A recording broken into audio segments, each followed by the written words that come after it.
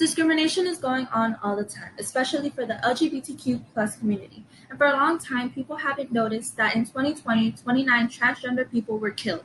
The majority were Hispanic and Black transgender women.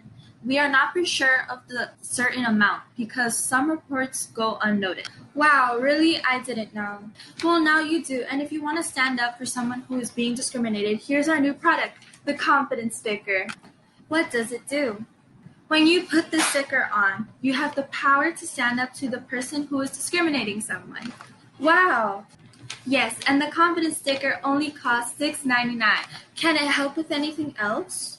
Yes, it can. It can help in many types of ways for any type of discrimination. And if you don't buy the confidence sticker, you will turn into a ball of negativism, and nobody wants to see that. So buy the confidence sticker to end this crisis and make the world a better place. But seriously, I want you guys to do me a favor. I want you guys to help anybody who is being discriminated or being bullied because everybody deserves to be happy.